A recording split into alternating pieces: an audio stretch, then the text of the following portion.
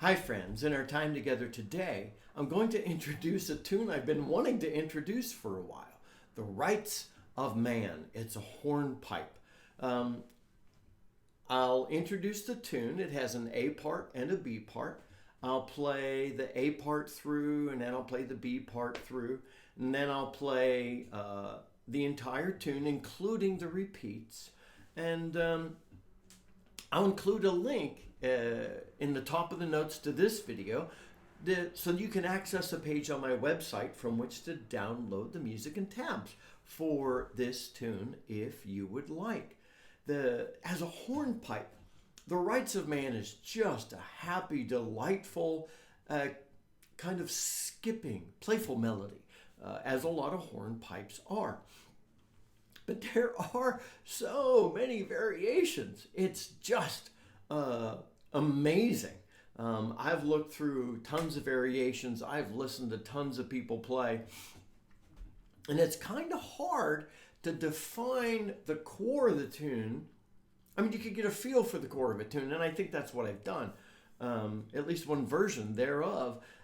It's hard to find that because it's such a fun tune to get carried away with playing. Just for example, the start of the tune, as I've transcribed it, goes along the hornpipe rhythms.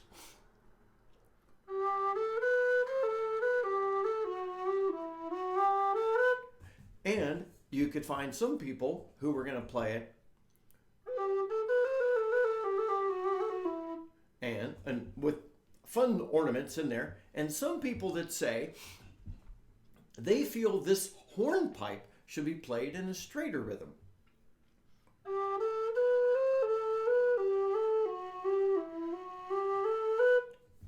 I don't know that I can play a hornpipe in a straight rhythm. It's too much fun to play it as a hornpipe. So I think for the most part, I've chosen what seems to be a very hornpipey version of the tune. And you can just use what I've given, and you're going to ornament and have fun, and you're going to use my transcription as a starting point. So don't worry too much about that. Anyway, here is the A part.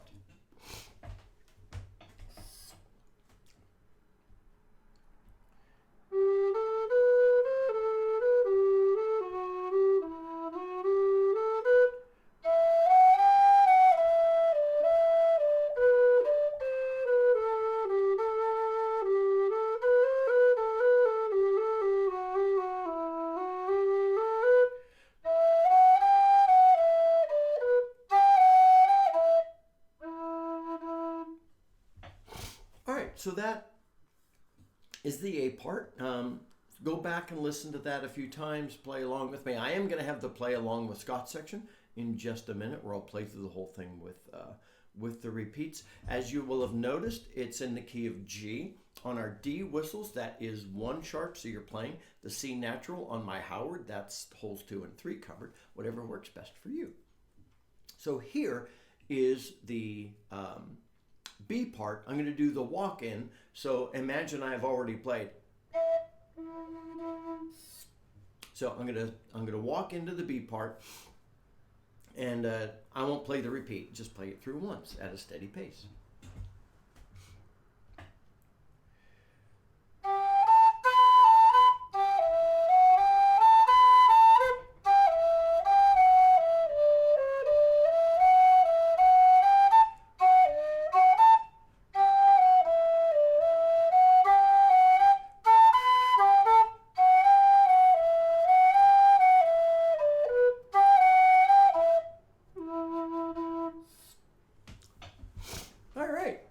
That is the B part.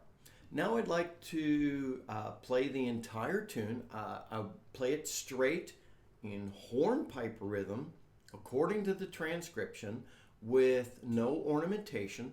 This will be the play along with Scott section.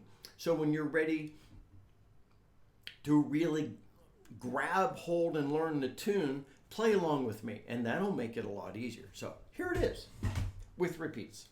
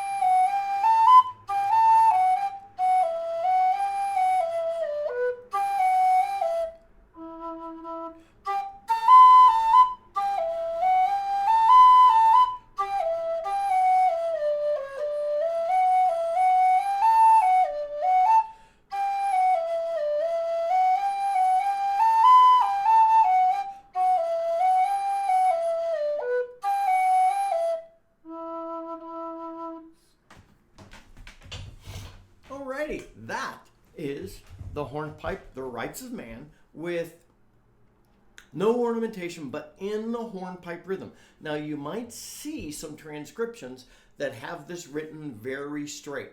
That's okay. When you see a hornpipe, you play it like a hornpipe. Now, let's think through any challenges you might experience in the tune. Initially, I think you're going to have to get used to the hornpipe rhythm. And, it's a different feel. So feel free to accentuate those notes and then bounce off the others. Now, obviously, I over-accentuated that, but feel free to do something like that to help you sit on that lead note, that more dominant beat, and then just bounce off the other note. It'll be fun. Now, as you'll notice in the B part, you are right away going second octave G, A, B, G, woo.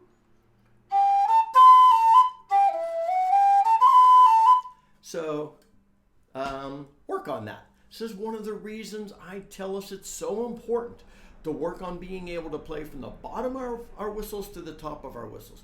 Give yourself patience and time because it's going to take both. Trust me, there's a reason I know that.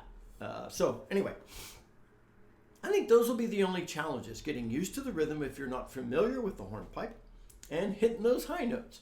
And if the high notes are hard, just plow through because you want to be able to play the tune. So keep going. Now, ornamentation. Wow, this tune, I listened to some different people playing it. It should be a lot of fun.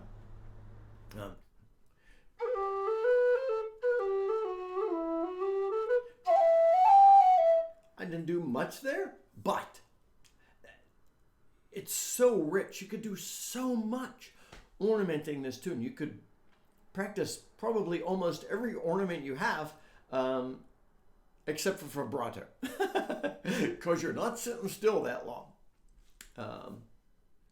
Great piece. And I will either share a practice session or a playthrough in a day or two. Briefly thinking through the history of the tune, we're really not positive who wrote the tune or exactly when it was written. We do know, though, that it had already been popular by the time Francis O'Neill included it in his 1907 collection of Irish dance music, or Dance Music of Ireland, I think is the title. In another book he published in 1910, O'Neill said that The Rights of Man was introduced in Chicago by Irish musicians in the first few years of the 20th century. So that means that the tune was popular enough to already have been shared by Irish immigrants in the very first few years of the 20th century. So it had been around for a little while. The tune became quite popular in Ireland, Scotland, the US, and even a little in England. Now, it's hard to imagine that the history of the tune, The Rights of the Hornpipe, The Rights of Man, is not deeply connected with Thomas Paine's book, The Rights of Man, which was published in 1791. And a couple of reasons I think that they have to have gone together. I think that this hornpipe is a dancing celebration of Paine's The Rights of Man and the ideas behind it.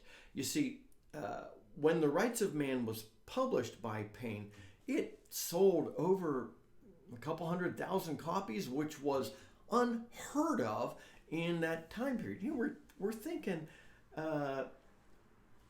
like the late 18th century, and that's just amazing. What was funny was the book was published in support of the French Revolution, and in the book, Thomas Paine said that the British government needed an overhaul, complete reformation, See, Paine insisted that the natural rights of every individual should form the basis of a government. I am way, way oversimplifying it, but the book was so powerful that the English, for the most part, didn't like the book because they didn't want to reform their ways. And that, to me, makes me think, well, that's exactly why the Irish, the Scots, and the Americans loved the book, and the French as well. And so I can really see someone crafting a hornpipe, just a fun celebration tune in celebration of Paine's book. It just makes sense to me. I have no idea if I'm right or not, but I like the idea and I hope it's true. Anyway, please dive into this hornpipe. Listen to a bunch of people playing it. You're going to hear it ornamented so many different ways. And I know some of you already know it. And if you already know it, share some of your thoughts on how you like to ornament and play this hornpipe, the rights of man. Until next time, my friends, this is Scott Shade. Happy whistling.